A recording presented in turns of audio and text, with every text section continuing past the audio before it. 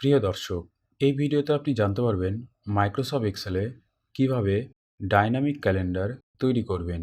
তো আপনারা দেখতে পাচ্ছেন আমি আগে থেকেই একটি ডাইনামিক ক্যালেন্ডার তৈরি করে রেখেছি। এটি তৈরি করতে শুধুমাত্র কিছু বেসিক ফাংশন ব্যবহার করা হয়েছে। কোনো রকম অ্যাডভান্স ফাংশন বা মাইক্রোর ব্যবহার করা হয়নি।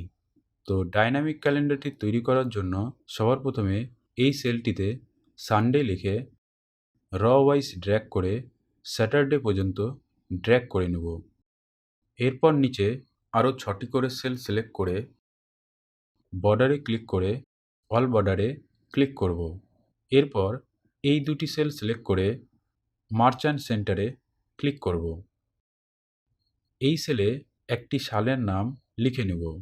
এরপর সমস্ত মাসের নাম লেখার জন্য একটি সেলে জানুয়ারি লিখে ডিসেম্বর মাস পর্যন্ত ড্র্যাগ করে নেব। এই সেলে মাসের নামগুলোর ড্রপডাউন লিস্ট তৈরি করার জন্য সেল সিলেক্ট করে ডেটা ট্যাবে গিয়ে ডেটা ভ্যালিডেশনে ক্লিক করে অ্যালাউয়ে লিস্ট সিলেক্ট করে সোর্সে মাসের নামগুলো সিলেক্ট করে ওকে করব। তো দেখুন এখানে মাসের ড্রপডাউন লিস্ট তৈরি হয়ে গেল। এরপর এই সেলে ডেট ফাংশনটি টাইপ করব। ডেট ফাংশনের প্রথম আর্গুমেন্টটি হলো ইয়ার। তো এর জন্য প্রথমে ইয়ারের সেলটিকে সিলেক্ট করে নেব এবং কিবোর্ডে F4 বোতামটি প্রেস করে সেলটিকে ফিক্সড করে নেব। এরপর কমা দেব। দ্বিতীয় আর্গুমেন্টটি হলো মান্থ। তো মান্থটিকে ডাইনামিক বানানোর জন্য এখানে ম্যাচ ফাংশনটি ব্যবহার করব। ম্যাচ ফাংশনের প্রথম আর্গুমেন্টটি হলো লুকআপ ভ্যালু। লুকআপ ভ্যালুতে আমি এই মাসের সেলটিকে সিলেক্ট করব এবং F4 বোতামটি প্রেস করে ফিক্সড করে দেব।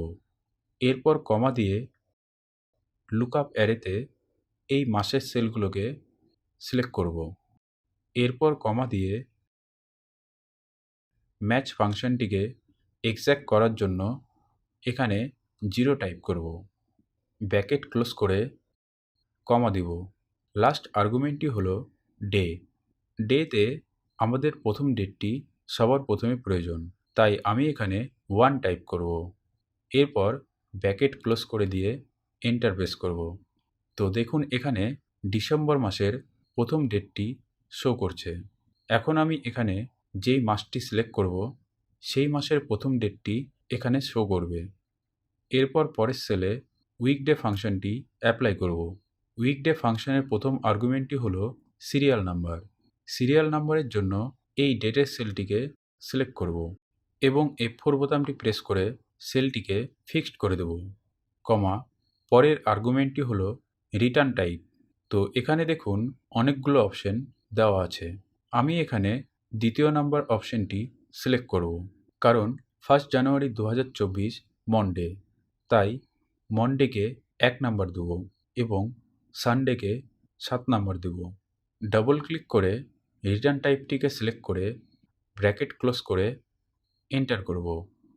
এরপর প্রথম সানডের সেলটিকে সিলেক্ট করে এখানে ইকুয়াল টু লিখে এই ডেট থেকে উইকডে সেলটিকে বিয়োগ করব এবং সম্পূর্ণ সিলেক্ট করে F4 বোতাম প্রেস করে সেলগুলিকে ফিক্সড করে দেব। এরপর পরের সেলে গিয়ে ইকুয়াল টু লিখে আগের সেলের সাথে 1 প্লাস করব। এবার এই সেলটিকে সিলেক্ট করে পাশের সেলগুলোতে ড্র্যাগ করে দেব। তো দেখুন স্যাটারডে পর্যন্ত ডেটগুলো পরপর শো করছে। এরপর উপরের এই সেলগুলোকে সিলেক্ট করে নিচের সেলগুলোতে ড্র্যাগ করে দেব। এই সেলে ইকুয়াল টু লিখে আগের সেলের সাথে 1 প্লাস করব এবং নিচের সেলগুলোতে ড্র্যাগ করে দেব। এবার দেখুন সমস্ত সেলে পরপর ডেটগুলো শো করছে। ডেটগুলোতে শুধুমাত্র ডে শো করার জন্য এই সমস্ত ডেট সেল রেঞ্জটিকে সিলেক্ট করে হোম ট্যাবে গিয়ে নাম্বার ফরম্যাটে ক্লিক করে কাস্টম সিলেক্ট করে এখানে শুধু ডি টাইপ করব এবং ওকে করব। তো দেখুন ডে ওয়াইজ ডেটগুলো শো করছে। এরপর এই সমস্ত সেলগুলোকে সিলেক্ট করে মিডিল এবং সেন্টারে অ্যালাইন করে নেব। এবং ফরম্যাটে গিয়ে র হাইট 20 দিয়ে ওকে করব এবং ফরম্যাটে গিয়ে কলাম উইডথ 5 দিয়ে ওকে করব। নিজের পছন্দ মতো সেলগুলোতে ফিল কালার এবং ফন্ট কালার অ্যাপ্লাই করব।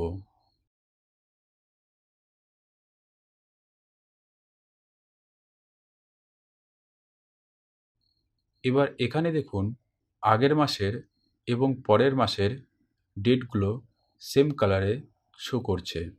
তো আমি চাইছি আগের মাসের এবং পরের মাসের ডেটগুলোকে হালকা কালারে শো করতে।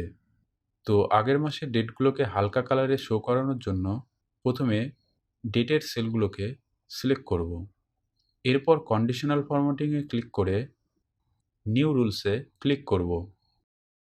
রুলস টাইপে use a formula to determine which cell to format select করে ফর্মুলাতে প্রথম সেলটিকে সিলেক্ট করব। 3বার F4 বোতামটি প্রেস করে ডলার সাইনটিকে মুছে দিয়ে সেলটিকে ডাইনামিক করে নেব। এরপর লেস দ্যান সাইনটি দিয়ে এই ডেটের সেলটিকে সিলেক্ট করব।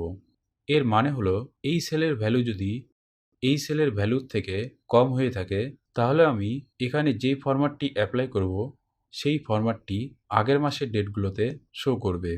তো এবার আমি ফরম্যাটে ক্লিক করে এখান থেকে পছন্দ মতো ফন্ট কালার এবং ফিল কালারটি সিলেক্ট করব। এরপর ওকে করে অ্যাপ্লাই করে দেব। তো দেখুন আগের মাসের ডেট হালকা কালারে শো করছে। এরপর পরের মাসের ডেট হালকা কালারে শো করানোর জন্য প্রথমে ডেটের এই সেলগুলোকে সিলেক্ট করব। এরপর কন্ডিশনাল ফরম্যাটিংয়ে ক্লিক করে নিউ রুলসে ক্লিক করব। রুলস টাইপে সেম রুলটি বেছে নিয়ে ফর্মুলাতে এবার প্রথমে এই সেলটিকে সিলেক্ট করে ডলার সাইনটিকে মুছে দিয়ে গ্রেটার দ্যান সাইন দিয়ে ইও মান্থ ফাংশনটি ব্যবহার করব। ইও মান্থ ফাংশনটি সাধারণত মাসের লাস্ট ডেটকে ইন্ডিকেট করে থাকে। এরপর ব্র্যাকেট ওপেন করে এই ডেটের সেলটিকে সিলেক্ট করব। এরপর কমা দিয়ে যেহেতু আমি এই মাসের লাস্ট ডেটটিকে ইন্ডিকেট করতে চাই তাই এরপর 0 টাইপ করব এবং ব্র্যাকেট ক্লোজ করে দেব। এরপর ফরম্যাটে ক্লিক করে আবার সেম ফন্ট কালার এবং ফিল কালার বেছে নেব। এরপর ওকে করে অ্যাপ্লাই করে দেব। তো দেখুন এখন পরের মাসের ডেটগুলো হালকা কালারে শো করছে। এবার আমি এই ক্যালেন্ডারের ভিতরে কারেন্ট ডেটের সেলটিকে হাইলাইট করব। তো এর জন্য আবার ডেটের এই সেলগুলোকে সিলেক্ট করে কন্ডিশনাল ফরম্যাটিংয়ে ক্লিক করে নিউ রুলসে গিয়ে সেম রুল টাইপটি বেছে নিয়ে ফর্মুলাতে প্রথম ডেট সেলটিকে সিলেক্ট করে 3বার F4 বোতামটি প্রেস করে সেলটিকে ডাইনামিক করে নেব। এরপর ইজুগাল টু লিখে টুডে ফাংশনটি অ্যাপ্লাই করব। এখানে ব্র্যাকেটের ভিতরে কিছু না লেখার কারণ হলো টুডে ফাংশনের ভিতরে কোনো আর্গুমেন্ট হয় না। এরপর ফরম্যাটে ক্লিক করে পছন্দ মতো ফন্ট কালার এবং ফিল কালার সিলেক্ট করব। এরপর ওকে করে অ্যাপ্লাই করে দেব। তো দেখুন আজকের ডেটে ফরম্যাটটি অ্যাপ্লাই হয়ে গেল। এরপর এই সেলের ভ্যালুগুলোকে হাইড করার জন্য প্রথমে এই সেলগুলোকে সিলেক্ট করব। এরপর নাম্বার ফরম্যাটে ক্লিক করে কাস্টম সিলেক্ট করে এখানে 3টি সেমিকোলন টাইপ করে ওকে করব। তো দেখুন সেলের ভ্যালুগুলো হাইড হয়ে গেল।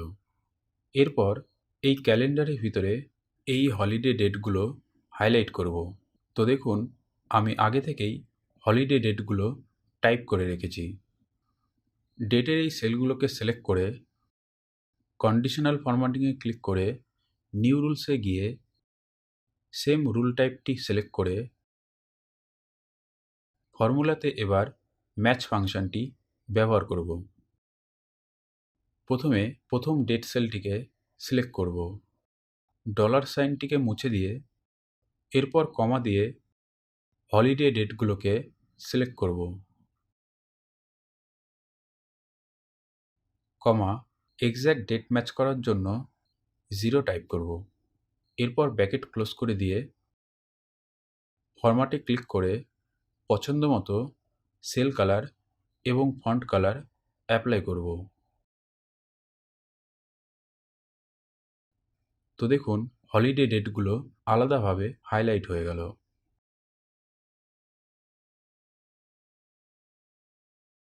এখন আমি এখানে যে মাস সিলেক্ট করব বা যেই সাল টাইপ করব, সেই মাস এবং সেই সালের ডেটগুলোকে এই ক্যালেন্ডারের ভিতরে দেখতে পারবো। তো প্রিয় দর্শক, এই ছিল ডায়নামিক ক্যালেন্ডার তৈরি করার পুরো নিয়ম। তো এরকম আরও জানা অজানা মাইক্রোসফট এক্সেলের ভিডিও পেতে চ্যানেলটি সাবস্ক্রাইব করে রাখুন। ধন্যবাদ।